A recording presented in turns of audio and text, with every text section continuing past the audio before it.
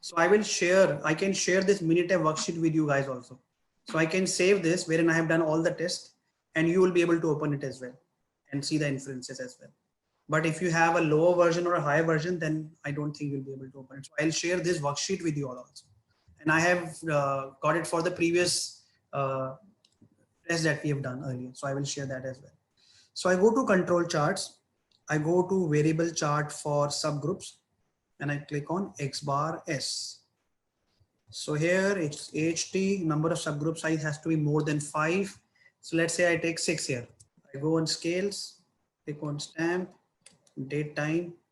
So this is again same the sample mean, but for the 6 data point, and this is the standard deviation. That's the only difference.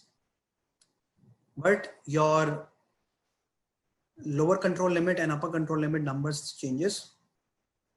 Here on this particular data point, it calculates the sample mean as 702. Okay, so this remains the same for X bar R and X bar S, but only changes the sample standard deviation. Here we have considered the standard deviation of first 6 data points. So if you calculate the standard deviation for these 6 data points, you would find the number as 217.6. It says sample standard deviation. Okay. So you see the number changes. This is for 1st March, the first data point. This is for 7th.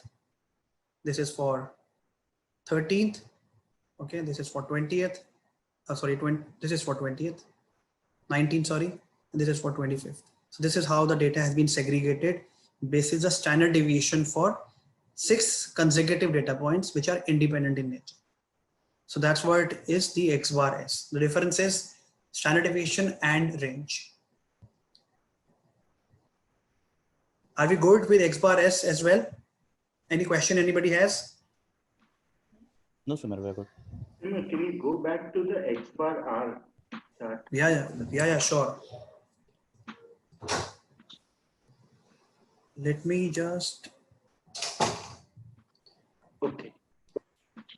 So here you can see that the UCL is 860, whereas in X bar S it was 600 something, 690.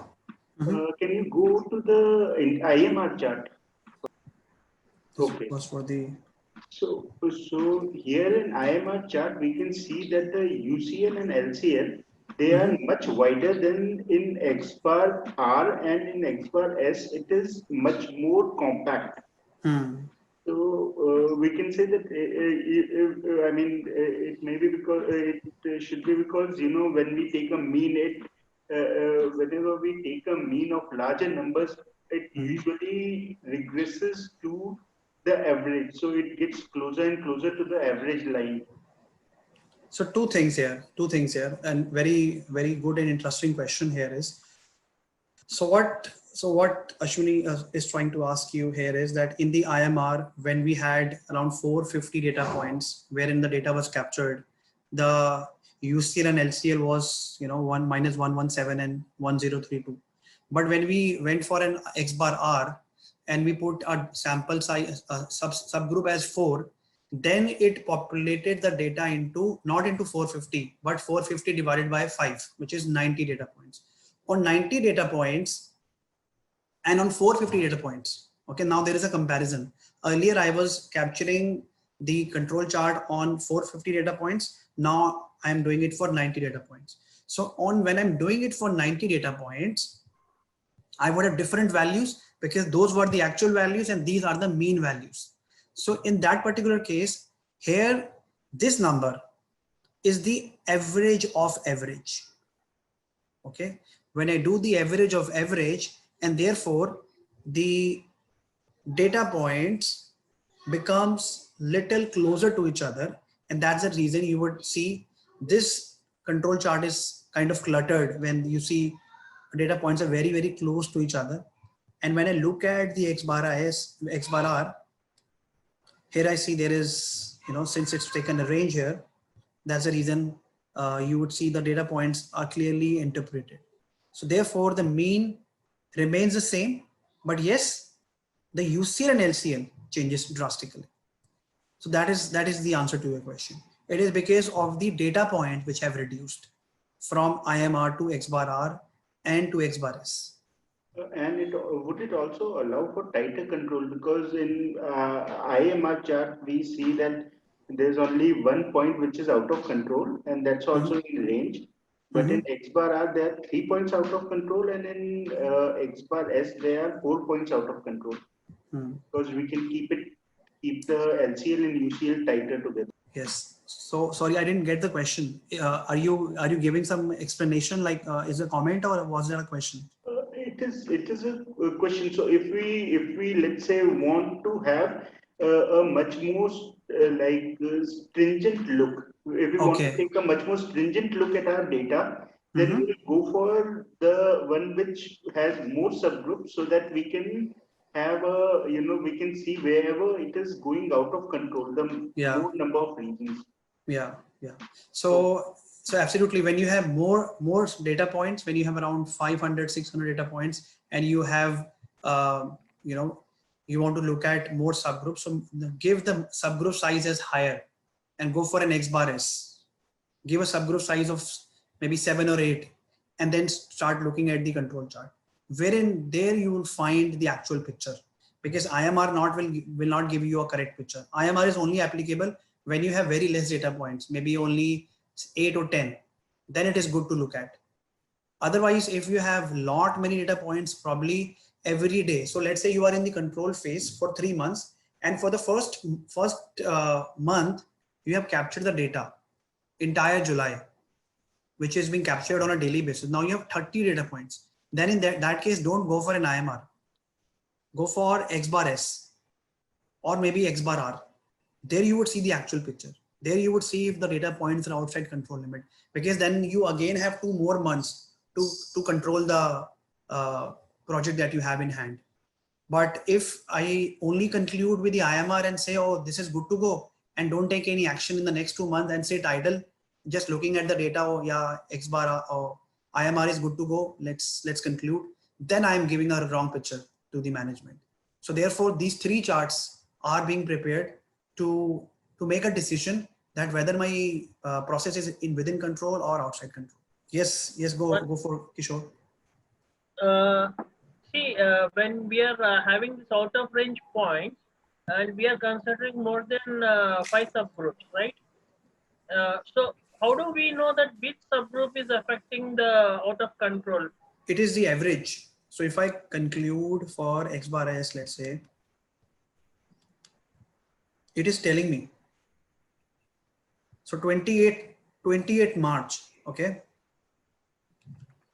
on 28, sorry, on sample size 21st, okay, I have taken the X bar S, which means I have taken, I think 6 or 7 here, and then the first 6 or the consecutive 6 that we have has special cause variation. So I have to look at my data carefully, that on sample 21st, I'm concluding that my data point is outside control limit, which is 28 March.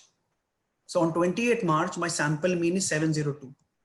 Okay, which means then I have to look at my data again.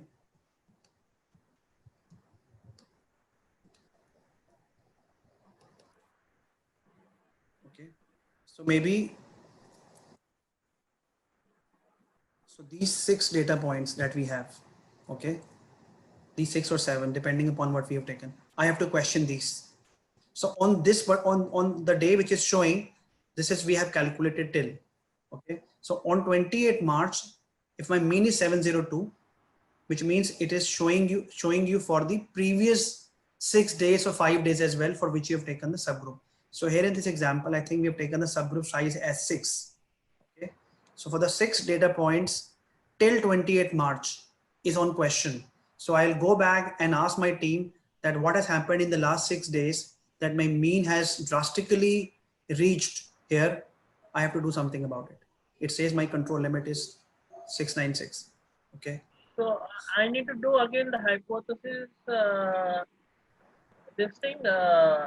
hypothesis analysis for these 6 days. Not the hypothesis test is, it's just that we need to identify the special cause. it's not a normal cause variation that is there.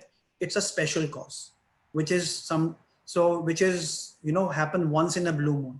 It is not a normal cause. And that's the reason these data points are outside the control limit. So I've already done the hypothesis testing. I need to identify that what special has happened on that particular day. Likewise, there could be a seasonality effect. There could be a machine breakdown. There could be number of people on leave. There could be a huge traffic where people could not come. So I need to identify that. I just need to identify that it is not possible to fix it in probably a week's time. But yes, I should know it, why it has come. Because if it is unattended, or if I'm not sure about it and if I ignore it, then probably I would be in trouble. Because if there is a special cause which is identified, I know why it is therefore, which means there is a team working on it.